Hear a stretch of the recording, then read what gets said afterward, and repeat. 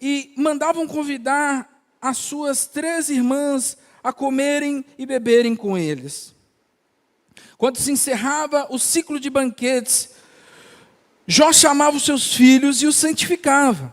Levantava-se de madrugada e oferecia holocaustos, segundo o número de todos eles.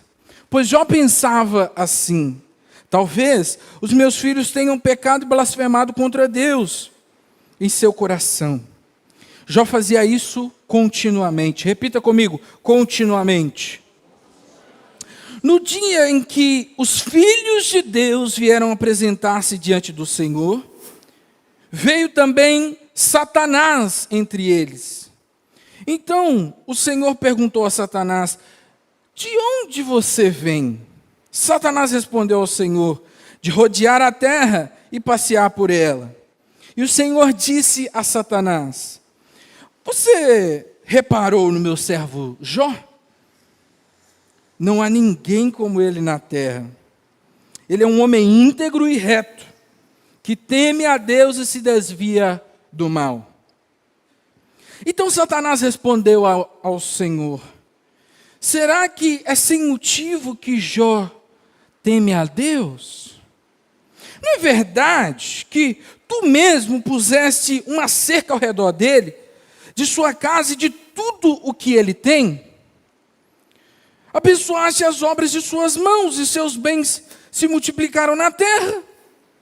Mas estende a tua mão e toque em tudo que ele tem, para ver se ele não blasfema contra ti na tua face. Então o Senhor disse a Satanás: você pode fazer o que quiser com tudo que ele tem, só não estenda a mão contra ele. Então Satanás saiu da presença do Senhor. Um dia, quando os filhos e filhas de Jó comiam e bebiam vinho na casa dos irmãos mais velhos, veio o mensageiro de Jó e lhe disse: os bois estavam lavrando e as jumentas estavam pastando junto com eles. De repente, os sabeus atacaram e levaram tudo. Mataram os servos a fio de espada. Só eu que consegui escapar para trazer a notícia. Enquanto esse ainda falava, veio outro mensageiro e disse: fogo do céu, fogo de Deus caiu do céu e queimou as ovelhas e os servos, destruindo todos eles. Só eu que consegui escapar para trazer notícia.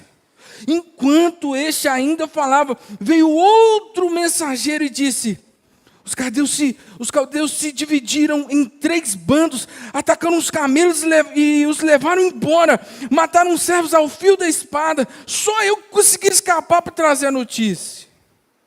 Também estava ainda falando quando veio outro e disse: seus filhos e suas filhas estavam comendo e bebendo vinho na casa do irmão mais velho. De repente, eis que se levantou um vento muito forte do lado do deserto e bateu contra os 4 cantos da casa. Ela caiu sobre os jovens e eles morreram. Só eu consegui escapar para trazer a notícia. Então Jó se levantou, rasgou o seu manto, raspou a sua cabeça, prostrou-se em terra e adorou, e disse: nu saí do ventre da minha mãe, e nu voltarei. O Senhor deu, o Senhor tomou, bendito seja o nome do Senhor. E tudo isso Jó não pecou, nem atribuiu a Deus nenhuma falta. No dia em que os filhos de Deus vieram apresentar-se diante do Senhor, veio também Satanás entre eles apresentar diante do Senhor. Então o Senhor perguntou a Satanás: de onde vem? Satanás respondeu: de rodear a terra e passear por ela. O Senhor disse: e aí, você reparou no meu servo Jó? Não há ninguém como ele na terra. Ele é um homem íntegro e reto, que teme a Deus e se desvia do mal. Ele ainda conserva a sua integridade, embora você me incitasse contra ele, para destruí-lo sem motivo. Então Satanás respondeu ao Senhor: pele por pele, então. Um homem é capaz de dar tudo o que ele tem pela sua vida.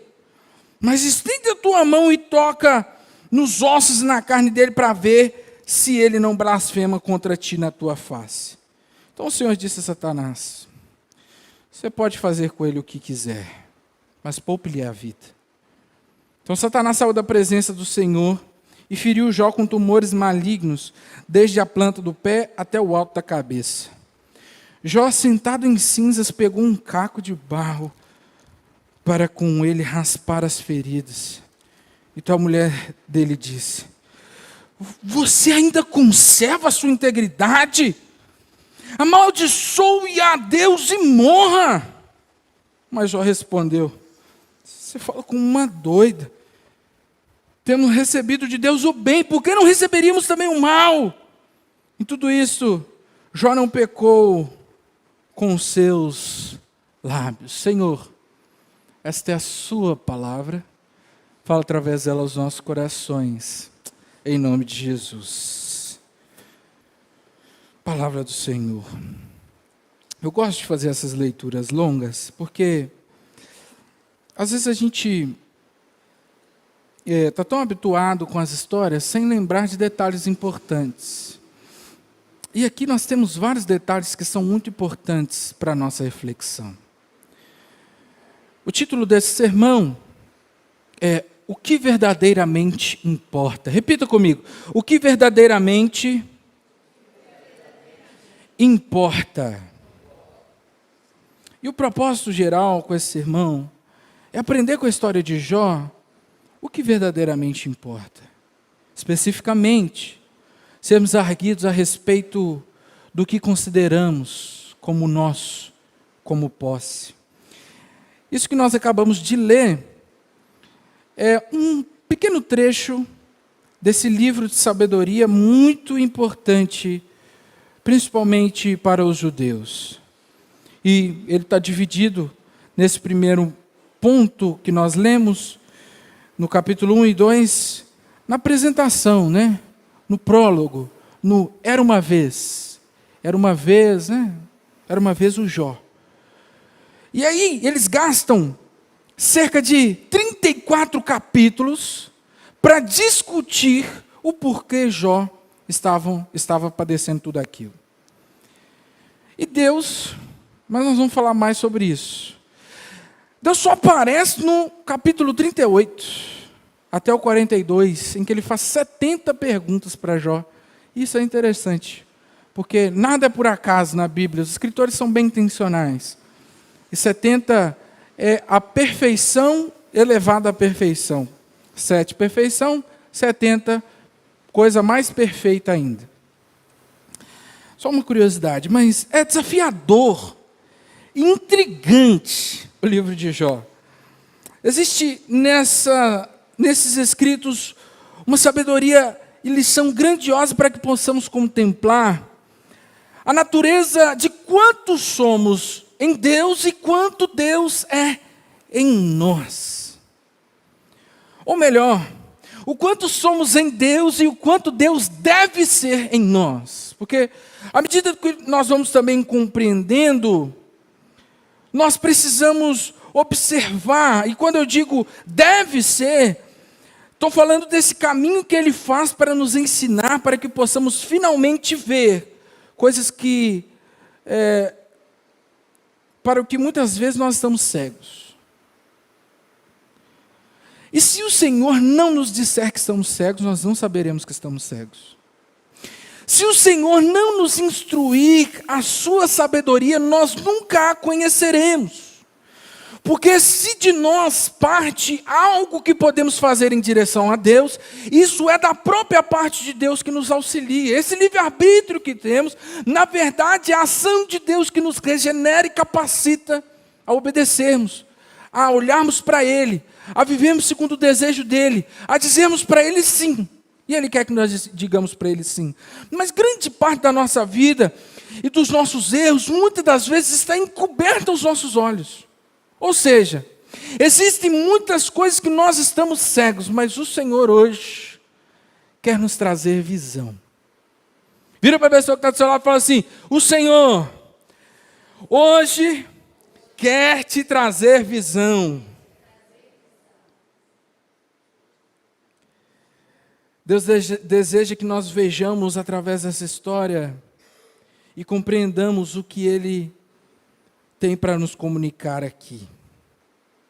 E à medida do que nós vamos sendo revelados a sabedoria desse texto, vamos compreender aqui, porque este texto, olha gente, eu estou com esse sermão,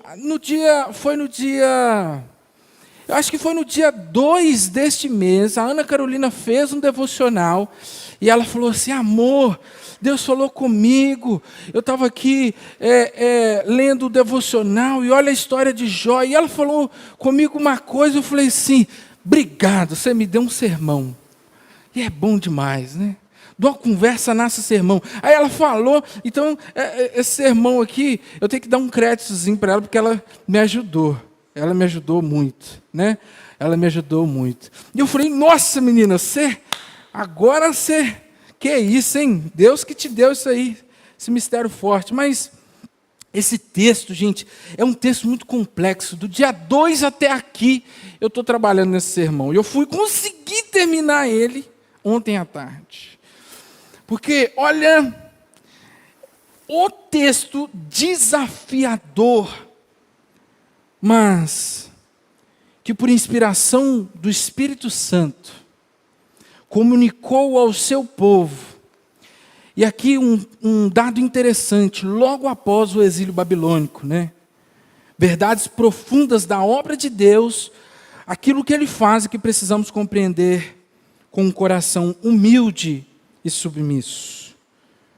Levante a sua mão direita e repita comigo, humildade e submissão.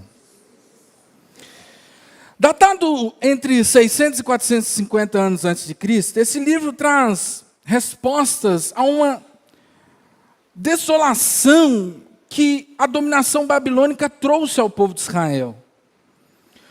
O povo que depois de tanta luta, de tanta dificuldade para estabelecer e construir coisas tão importantes, sofreu um apagamento histórico e identitário, assim, quase que sem precedentes, que os feriu profundamente, porque foi mais do que levar homens e mulheres cativos. Foi mais do que homens e mulheres sendo prisioneiros de um domínio. Na verdade, a sua cidade, a cidade santa de Jerusalém, foi devastada. O histórico templo de Salomão, destruído. A herança dada desde seus pais, desde o seu pai Abraão. A terra prometida, agora a terra perdida, queimada, destruída. Isso gerou no povo uma crise de fé, de identidade, sem precedentes. E relatou o salmista no Salmo 137, versículo 1. Às margens dos rios da Babilônia, nós assentávamos e chorávamos, e lembrando-nos de Sião, lamentávamos. Talvez eles se perguntaram, será que tudo isso que estamos padecendo como povo de Deus é resultado da nossa desobediência? Como descrito em Deuteronômio 28, no versículo 36 e 37. Quantos pais viram seus filhos morrerem, ou nem os viram mais? Quantos filhos viram os seus pais mortos, ou nem os viram mais? Quantos cônjuges nunca mais viram aqueles com quem haviam se casado? Quantos não perderam pessoas que amavam? Quanto sofrimento!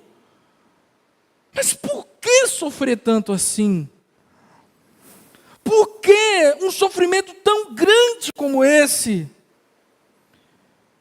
Onde nós pecamos para padecer tamanha destruição, tamanha desgraça? São essas as perguntas que esse livro de sabedoria vem para responder. Não só aquele povo, porque a mentalidade que rodeia os escritos de Jó permanece até o dia de hoje. Eu vou explicar por quê. Para eles e para nós, esse livro nos mostra o que de mais importante devemos considerar nessa vida. Contudo, apesar dessa história ter lições preciosas, eu não quero que você feche o seu coração, Porque quando nós ouvimos a história de Jó, a primeira coisa que a gente pensa é assim: se isso acontecesse comigo, eu não ia aguentar. Quem nunca pensou isso quando lembrou do Jó? Quem nunca pensou? Levanta a mão. Gente do céu, se eu padecesse o que Jó padeceu, eu não ia aguentar, não. Deus não faz isso comigo, não. E eu quero dizer para você, abra o seu coração, não feche o seu coração com essa proposta, porque nós vamos aprofundar nesse conhecimento, e o que Jó viveu, ninguém mais viverá, viu? Isso é uma palavra não minha, porque na verdade a palavra do Senhor diz que Deus não permite ninguém ser tentado além do que pode suportar. Ninguém padece o padecimento do outro. Você não sofre o meu sofrimento, você sofre o seu. A sua provação é sua. Porque eu já disse aqui algumas vezes que provação é personalizada, né? Isso é uma coisa no reino de Deus que é personalizada. Provação é personalizada. Eu padeço a minha provação, a minha tentação. O que é tentação para mim pode não ser para você. O que é provação para mim pode não ser para você. Por isso que é personalizado. Então, o que é de Jó, e o que está para nós, estará para nós. Você vira para a pessoa que está do seu lado e fala assim: não fica com medo, não. Você não vai sofrer como Jó. Porque Jó só tem um, tá? Jó só tem um, e é esse aqui da Bíblia. Agora, o que tem também é o Samuel, é a Miriam, é a Sandriane. E cada um é cada qual, tá? Então, abre o seu coração. Vamos observar o ensinamento que através dessa palavra, dessa história, nós temos. Então, eu quero aqui frisar uma coisa importante, porque quando a história desse homem se passa há muito tempo, mas quando decide se escrever e registrar, quando eu disse que é feito a datação é de 600 a 450 a.C., eu estou dizendo para que vocês entendam, não é que Jó passou a existir 600 a 400 anos antes de Cristo, não. É que a história ela se é contada para responder coisas, para responder inquietações, para trazer mensagem de Deus. Então, em que momento essa história foi escrita? Quando o povo estava desolado, destruído, quando o povo da promessa tinha tudo perdido, quando o povo que era descendência de Abraão estava totalmente destruído. E talvez você está aqui nessa noite parecido com isso. E da mesma forma que esse livro vai a alguém, aquele povo, ele também vai ao seu coração nessa noite.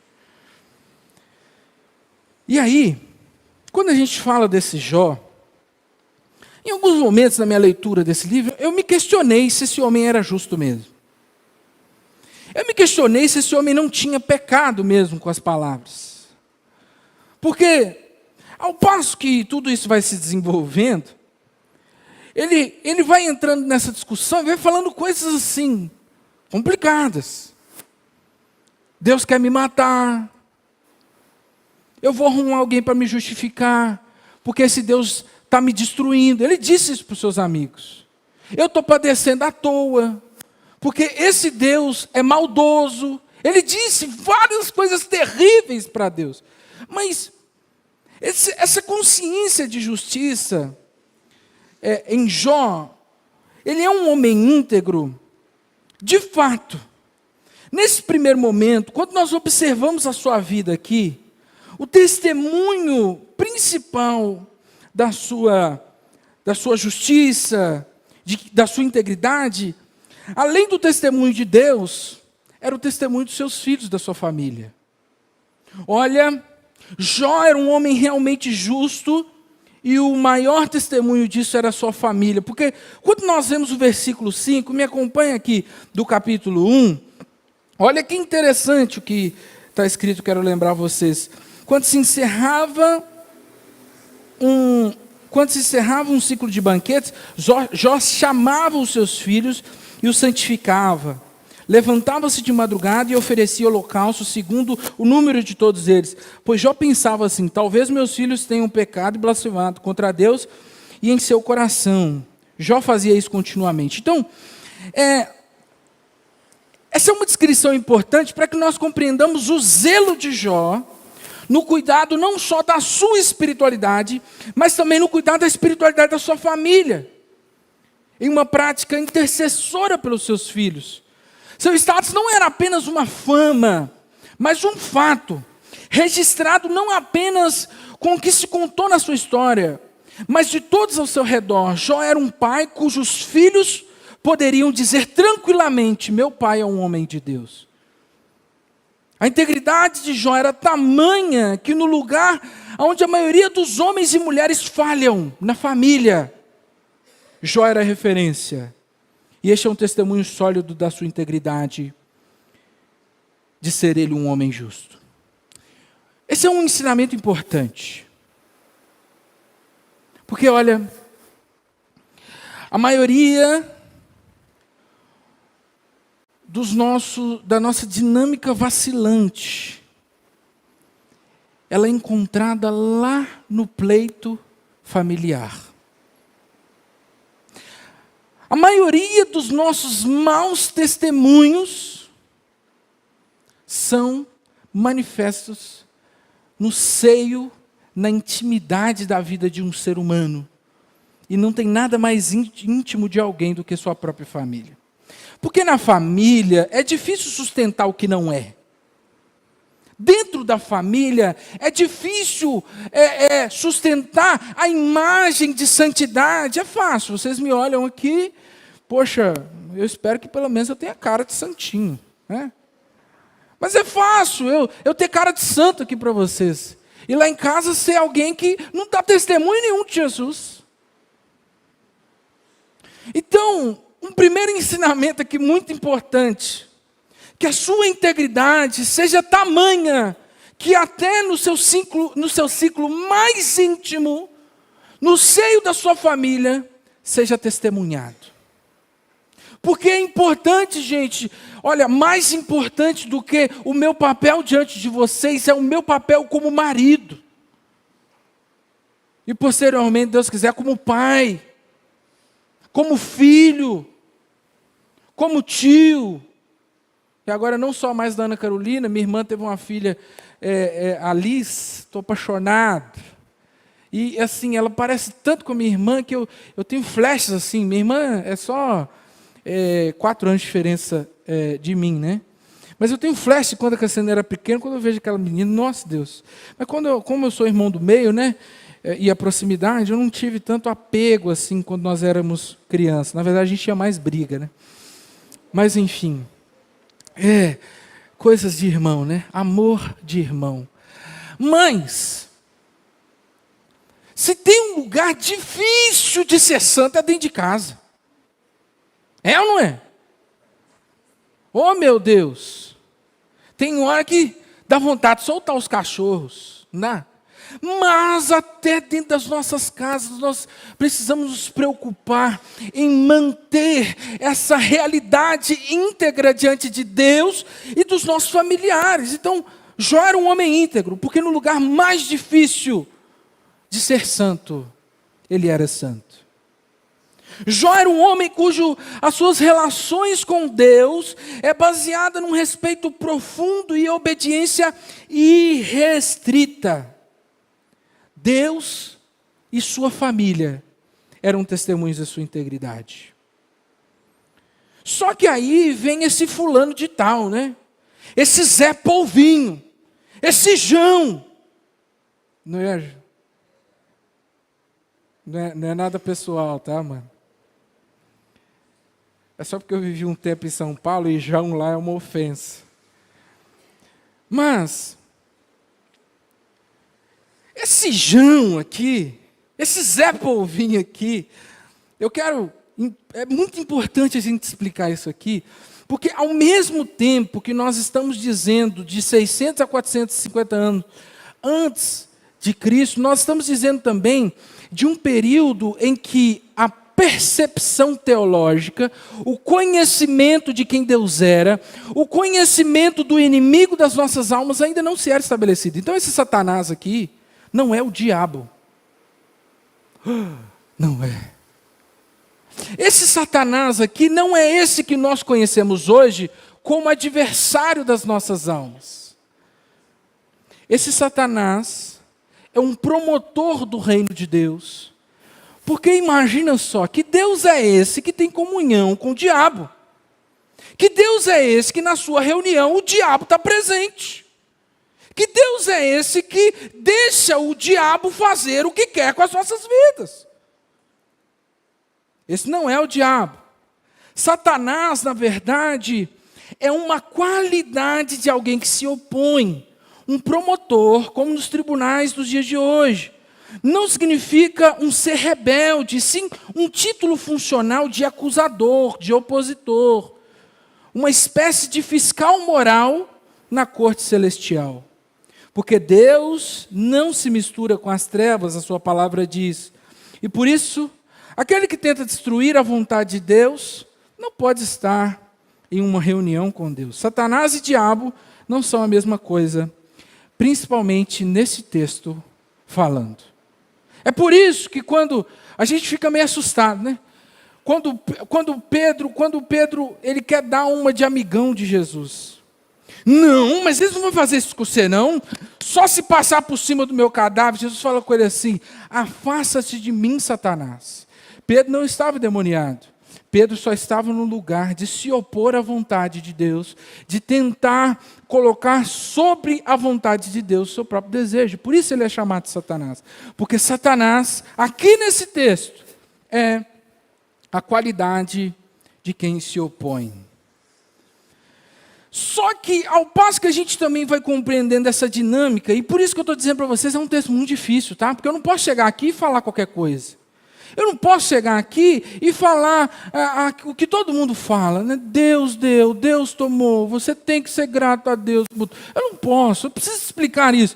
Então, quando Deus... Outra coisa muito interessante que a gente, talvez muitos de vocês não saibam, é que quando Deus pergunta para esse ser de onde ele vem, ele já sabe. É uma pergunta retórica. É tipo assim, é tipo a Ione, quando eu estou descendo ali, ela fala assim, onde você estava? Mas ela já me viu na câmera. Hein, Ione? Os olhos de Deus estão em todos os lugares, da Ione estão quase todos, viu? Então é isso que acontece. Deus já sabe, ele faz uma pergunta retórica a esse ser. Onde você estava? Aí ele fala assim, estava dando uma voltinha ali, e o Jó aqui, estava só dando uma voltinha, andando na terra. Rapaz, esse homem tem muita coisa. Não, estava dando uma voltinha ali, não. Aí Deus fala assim, você estava, mas será que você viu então, meu servo Jó? É uma pergunta retórica. E ao observar Jó, ele interpela a Deus se sua fidelidade não está atrelada ao fato dele estar cercado de bênçãos. E a partir daqui, eu quero que você considere a lição do que está proposto, porque essa compreensão, e à medida do que nós também vamos lendo a Bíblia, nós entendemos a progressão com qual Deus vai se revelando aos homens, e vai compartilhando as realidades do reino de Deus, vai compartilhando a natureza de quem Ele é, porque se Deus fosse falar tudo o que tinha para acontecer de uma vez só, a gente não daria conta. Deus é pedagógico, Ele vai manifestando as coisas pouco a pouco, e a gente vai entendendo, a gente vai compreendendo. Agora, eu quero que você não esteja vinculado a essa dinâmica em que Deus faz de Jó um fantoche.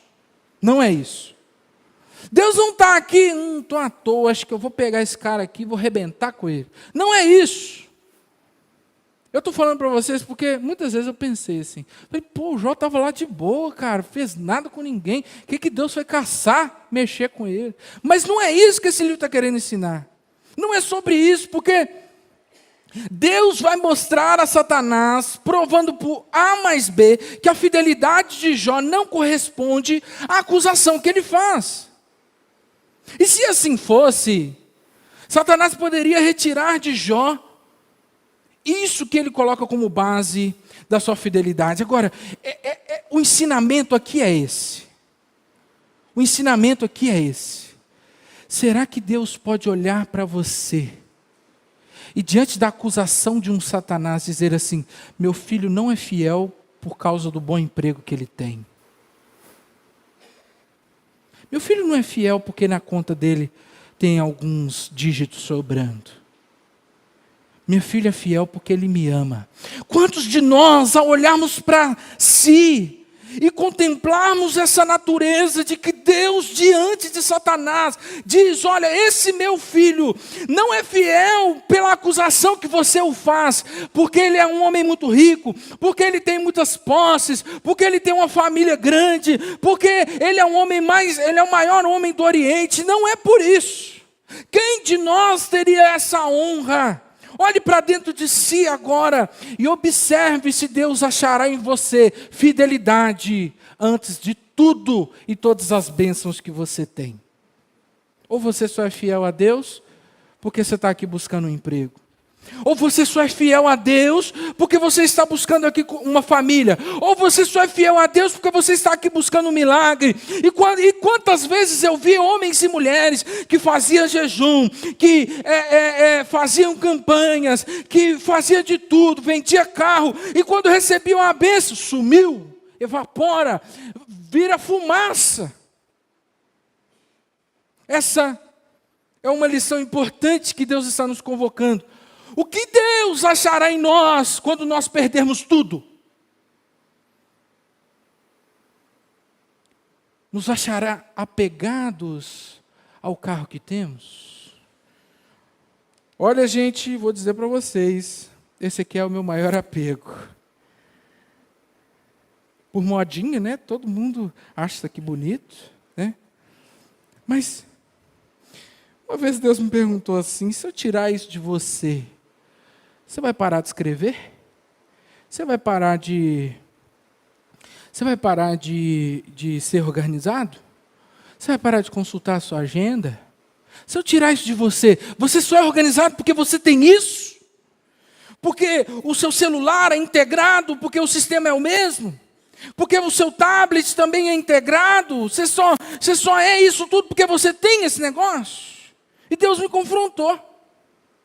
E eu percebi esse meu apego. Mas muitas vezes nós não percebemos o apego que temos e que faz com que nós estejamos diante de Deus apenas por coisas e situações que são favoráveis a nós. E quiçá Deus achar em nós tamanha fidelidade que diga: pode tirar tudo dele, porque se você tirar tudo dele, ele ainda vai ser fiel. Quiçá. Isso é o que nós devemos almejar e não ter medo. Mas eu vou chegar nessa parte do medo. O que fazia Jó abençoado não era o que ele tinha, mas o que ele era. O valor de Jó não está localizado nas suas posses, na belíssima família, como eu disse aqui para vocês, que ele tinha em si no temor de Deus e a sua integridade e fidelidade ao Senhor. Qual de nós, depois de passar por tantas perdas, que para muitos de nós seriam irreparáveis, seria capaz de glorificar o nome do Senhor? Jó revela, na falta de tudo que lhe era atribuído como causa de fidelidade a Deus, que mais importante do que tudo que ele tinha, não era, na verdade, isso que fazia dele fiel a Deus. E ele então diz, ele entoa um dos mais lindos louvores, né? Nu saí do ventre da minha mãe, nu voltarei.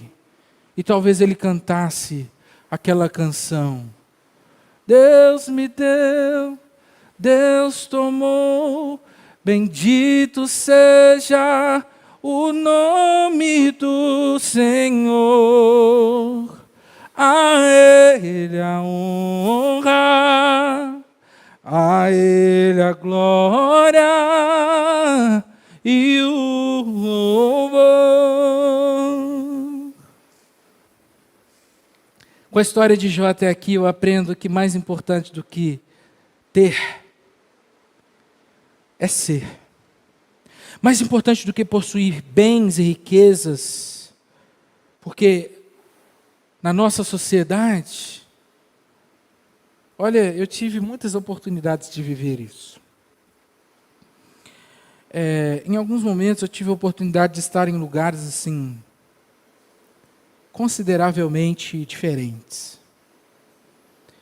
E eu tive a oportunidade de experimentar com um homem de muitas posses, mas que é muito simples. De vez em quando eu encontrava com ele, ele estava com a sua Mercedes do ano. Outra vez eu encontrava com ele, ele estava com um Palio da empresa.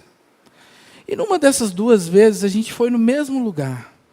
Uma com esse carro, muito luxuoso, e outra com um Palio. Foi discrepante o tratamento. Discrepante. Era tipo assim, de senhor, de abrir porta. Eu quase falei, eu tenho mão, meu irmão, obrigado, pode deixar que eu abro e fecho. Não estava nem acostumado com isso, né? Abre porta para mim, tem mão, rapaz. Aí abriu porta para mim, estranho, cara, tem mão. E aí com Palio, cara, aí eu descobri que eu tinha mão mesmo. Abri e fechei a porta, né? Ele ainda teve que pôr o carro lá, onde que tinha que pôr. Ah, tá bom. Mas nessa sociedade, em que o que temos, o que vestimos, diz mais a nosso respeito do que realmente o que somos, Deus está nos convocando a mais do que ter, é verdadeiramente ser. Porque, ao passo que este livro dá para nós informações importantíssimas, de integridade, de caráter, ele também combate uma perspectiva interessante, que é o da teologia da prosperidade. E quando eu disse que ele fala a nós até os dias de hoje, porque nós repetimos alguns costumes como presentes nesse livro, que é a teologia da prosperidade, eu estou dizendo aqui que ao passo que Jó sofre, ninguém entende o que acontece com ele, porque em tese não era para ele sofrer. Porque ele era um homem muito abençoado. Porque ele era um homem que tinha tudo. E quando ele começa a sofrer, os amigos se reúnem. Primeiro eles choram, mas aí eles caem em si e falam assim, poxa vida, esse cara só pode ter pisado na bola com Deus. Esse cara jogou uma pedra na cruz de Jesus. Esse cara blasfemou contra o Espírito Santo. Não é possível que ele está padecendo tudo isso. Não é possível. Só que é exatamente isso que esse livro está demonstrando. E demonstrando para um povo que perdeu tudo, que eles perderam tudo, não exatamente porque Deus os castigara, mas porque a vida é repleta de sofrimento. Porque na vida nós padeceremos, nós sofreremos, e queria eu dizer o contrário disso a você.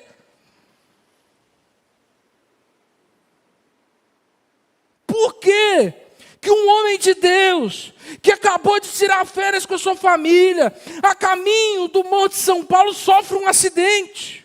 É porque ele estava com pecado? É porque ele não fez a vontade de Deus? Claro que não. É porque a vida é isso. É porque o próprio Cristo disse, no mundo tereis aflição.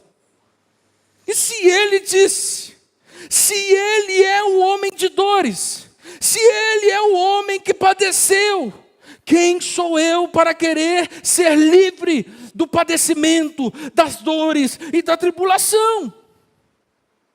E gente, se você não está sabendo, talvez você está assustado aqui de quem que eu estou falando, e de manhã eu fiz esse comunicado, saiu o comunicado lá no nosso grupo. O pastor Marco, infelizmente, sofreu um acidente, mas ele está bem, a família está bem. E lembrando aos irmãos, sempre que puder, o apoio, a solidariedade, o amor, a oração, tá? É muito importante. Tá? Esteja atento também aos nossos comunicados no grupo, que é muito importante. Mas, pode o justo padecer tamanha tribulação? Como pode o povo de Deus ser exilado, ter o templo de Deus destruído? Como pode o homem de Deus padecer tamanha tribulação, meu irmão e minha irmã? O sofrimento é, como disse C.S. Lewis, o megafone de Deus para um mundo ensurdecido. Porque ao passo que nós estamos diante do sofrimento, nós precisamos entender o quanto precisamos de Deus. E que na verdade esse Deus está trabalhando desde agora até os primeiros tempos e momentos para acabar com o sofrimento. Deus está trabalhando através do seu Filho Jesus e do Espírito Santo para acabar e consumar, acabar com o sofrimento, e nós nunca mais sofreremos, mas até lá, meu irmão e minha irmã, observe a vida não com essa perspectiva, que se eu estou sendo abençoado, eu sou o favorito de Deus. Se eu tenho o melhor emprego é porque Deus me favoreceu. Se eu tenho a melhor casa é porque Deus me deu. É porque Deus pode te dar, Deus pode te favorecer. Mas isso não responde a tudo e a todas as dinâmicas dessa vida. Porque ao passo que você pode conquistar algo, o seu irmão que perde é menos amado por Deus. Ao passo que na sua família tem uma criança nascendo, na outra família uma criança morre, você é mais amado e essa família não. Não, o mundo tem aflição, mas Jesus diz para nós: tem de bom ânimo, porque vencendo o mundo eu vou concluir a obra e o sofrimento não mais existirá naquele dia. Não mais. Não mais. E aí, até a mulher do cara. E aqui tem outra curiosidade interessante, que essa aí quem me segue no Instagram viu. Porque esse texto é tão complicado, que no versículo 8 aqui, no versículo 9, quando a mulher de Jó vai até ele, existe aqui uma sequência silogística aqui de linguagem, que aponta um sadismo, uma ironia dessa mulher. E essa palavra amaldiçoa aqui, se a gente, a palavra original do hebraico aqui é Barak. E aí vocês vão lembrar, né, do Barack Obama, né? É a mesma palavra. Barak é abençoado. Barak significa abençoado. Barak, em poucas ocorrências, é ajoelhar-se para adoração. Mas na maioria é abençoa. Então essa mulher diz aqui: você ainda conserva a sua integridade. Barak a Deus e morra. Aí parece dizer assim: mas como que eu posso abençoar a Deus? Como que eu abençoo o abençoador? Não, ela está dizendo assim, em outras palavras: você vai manter essa identidade de íntegro, essa sua imagem de bonitão até quando? Até quando você vai ficar aí mantendo essa pose de bonitão, de íntegro? Cara, acorda! Deus te destruiu. Aí Jó mantém-se pleno. Aí ela fala assim para ele assim: quer saber de uma coisa então? Você e seu Deus, abençoe seu Deus aí e morre de uma vez. É isso que ela disse, em outras palavras. É isso que ela disse para Jó. Então, até a mulher de Jó, tomada da perspectiva teológica de prosperidade, duvida da integridade do seu marido, pois para ela, e posteriormente também para os seus amigos, nós vamos chegando lá, mas eu preciso correr aqui por causa do tempo, ela coloca que ela se porta como se fosse impossível um justo padecer tamanha destruição. E nesse momento, como eu disse, 34 capítulos os amigos de Jó gastam para o acusar e dizer: cara, assume o que você fez. Ao mesmo tempo, Jó procura dar resposta aos seus amigos e também procura tentar acusar Deus, mas Deus não responde. Deus assim está só observando. Porque diante do sofrimento, às vezes a gente quer essa coisa: por que eu estou sofrendo? Por que isso aconteceu comigo? E a gente precisa tomar cuidado, porque nós pecamos muitas das vezes nesses momentos em que nós devemos olhar para Deus e recorrer a Deus e pedir socorro a Deus, ao invés de tentar explicar. Nossa, foi tão novo, por que Deus levou? Ah, por que Deus você levou meu marido? Ah, Deus, por que você levou meu filho? Olha... E Jó começa a discutir com seus amigos e ao mesmo tempo Deus não responde Jó. Deus fica em silêncio. Porque ao passo que Jó está querendo saber essa resposta de Deus, Deus só aparece quando eles terminam de falar tudo quanto é baboseira. Inclusive os seus amigos falam muitas coisas más e ruins. Muitas coisas que Deus reprova, tanto que no final desse texto, dessa história, você vai ver aí no versículo 7, no versículo 7 não, no versículo 7 do capítulo 42, que Deus exorta os amigos de Jó, dizendo, olha, vocês falaram muita besteira, cara. Tinha nada a ver com aquilo que vocês falaram. Mas antes disso, Deus começa a explicar Jó. Mas não dizendo por que ele padeceu, mas dizendo para ele o quão pequeno ele era diante de toda a dinâmica do mundo que o envolvia, diante de todo o sofrimento que estava ao seu entorno, que ele não era o único homem ou mulher no mundo que estava sofrendo. Deus aparece encerrando o debate nada proveitoso, chamando Jó para observar além de si.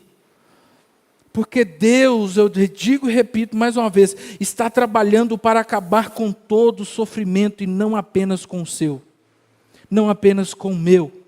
Deus está trabalhando de forma que nós não conhecemos e nem imaginamos. Por isso ele pergunta para Jó, Jó, onde você estava quando eu dei nome às estrelas? Onde você estava, Jó, quando eu formei a terra com as minhas mãos? Onde você estava, Jó, quando eu fiz o primeiro raio? Onde você estava quando eu criei os animais, Jó? E Jó não sabe responder nada. Porque na verdade, gente, o maior ensinamento aqui é que o sofrimento não está disposto a um e a outro, mas a todos nós. E a dinâmica do que nós vamos vivendo essa vida e sofrendo e padecendo, nós precisamos conceber uma realidade que é profunda e insondável, registrada no capítulo 41, no versículo 10, na parte B, a partir da parte B. Vamos ler comigo? Quem então, depois de fazer várias perguntas a Jó, e Jó não responde nenhuma, ele diz assim, quem então será capaz de se erguer diante de mim? Quem primeiro deu algo a mim, para que eu tenha de retribuir-lhe? Isso aqui é um soco no estômago na sociedade da propriedade privada.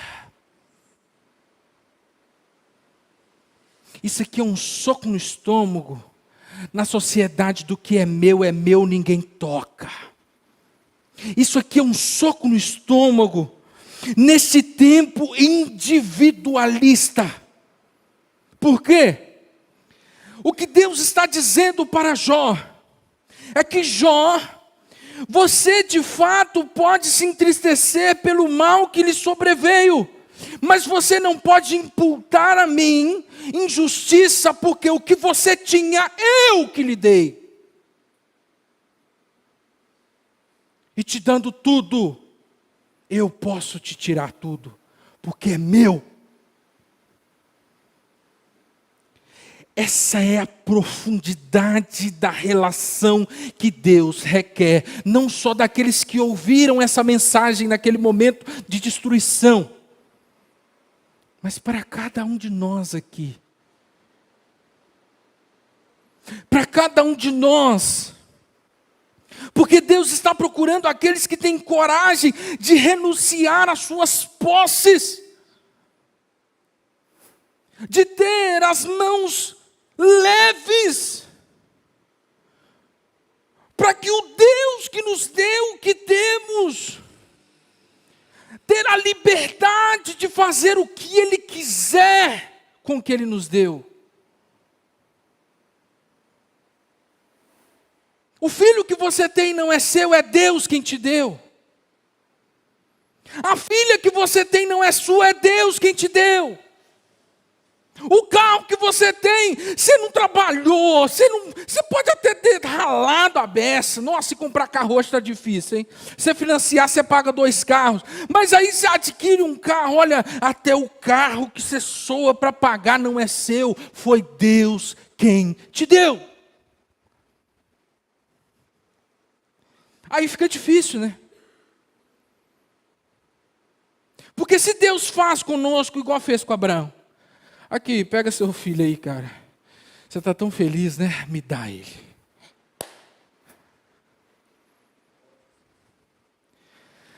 Se Deus vier aqui nessa noite, Ele te encontrará como? Cheio de posses? Ou com uma mão assim, Deus, é tudo seu. Obrigado por ter me dado a oportunidade de administrar, de ser mordomo daquilo que o Senhor me deu. Estar aqui diante do Senhor, e se o Senhor quiser tomar, é seu. Mas, em todo o tempo, seja glorificado o seu nome.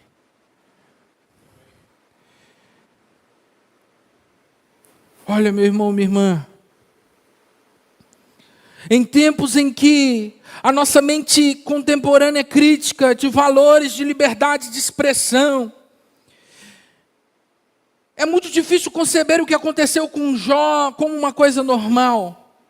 Mas os que creem em Deus e servem ao Senhor Jesus como ministros do seu santo evangelho, não vivem como aqueles que são donos de muitas coisas de si, mas vivem como quem compreende que tudo é de Deus, e que muitas vezes os nossos esforços em deixar na mão de Deus o que Ele mesmo nos deu para cuidar e administrar, mas isso é sempre a melhor saída, não para que nós sejamos mordomos próprios daquilo que temos, mas para que Deus seja aquele que cuida de tudo ao nosso entorno, porque é Ele que nos deu segundo o seu propósito. A história de Jó é um chamado à renúncia, para que as pessoas que ouviram essa história estejam disponíveis sempre para esse Deus que nos deu tudo, quando quiser nos tirar tudo. O que verdadeiramente importa então? O que verdadeiramente importa? Importa ter um computador legal? Importa ter um tênis legal? Importa ter uma moto bacana? Não, isso tudo coopera para a missão, para a minha vida em Cristo Jesus. Na verdade, o que importa é que o Senhor cresça e eu diminua, como disse João Batista. O que importa é considerar tudo como perda por causa da sublimidade do conhecimento de Cristo, como disse o apóstolo Paulo. O que importa é a boa parte, como escolheu Maria, irmã de Lázaro e Marta.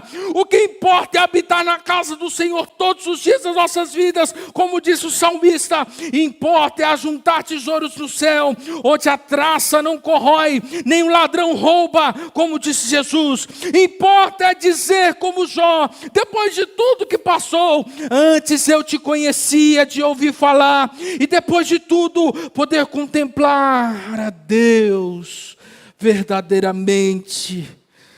E assim, meus irmãos, nos arrepender.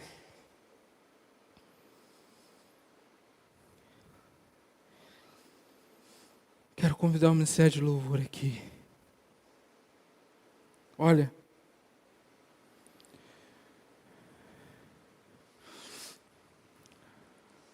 talvez essa coisa na sua vida esteja tão fora de controle porque você tenha tentado controlar todo esse tempo.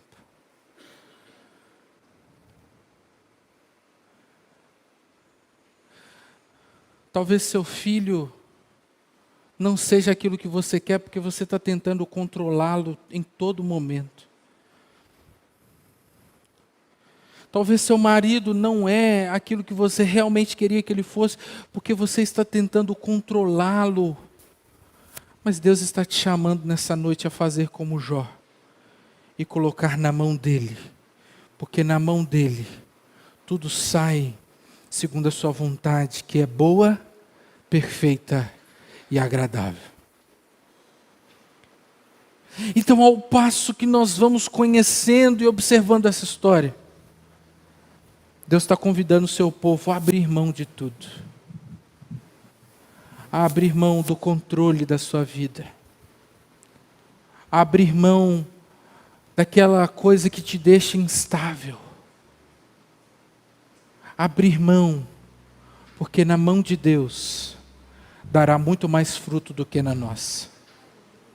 E é por isso, quando Jó disse: Deus, então está tudo nas suas mãos, ele é restituído. E aqui uma outra curiosidade muito interessante, porque ele recebe em dobro tudo que ele perdeu, mas ele não recebe 14 filhos novamente, porque na verdade os 7 não deixaram de existir, estão com um pai, e por isso Deus só lhe restitui 7 e não 14, porque senão seria em triplo, né? No triplo. Mas como os filhos já estão com o pai e ainda existem, são pessoas ainda existentes diante de Deus, Deus dá em dobro filhos, ou seja, os que estão com ele e os que Jó agora tem a oportunidade de ser pai. Deus está te convidando nessa noite a segurar tudo com a mão leve, para quando Deus dizer assim: me dá, filho, você não faça assim não. Sabe aquela criança? Me dá o controle aqui. Não, é meu. Não vou te dar, é meu. Aí você arranca da mão. É meu, é meu, é meu, é meu, é meu. Nós somos essas crianças diante de Deus, quando na verdade na mão de Deus, olha gente, na mão de Deus, eu preciso dizer para vocês que na mão de Deus, coisas que são infrutíferas dão um fruto. Eu preciso dizer para vocês que na mão de Deus o impossível se torna possível.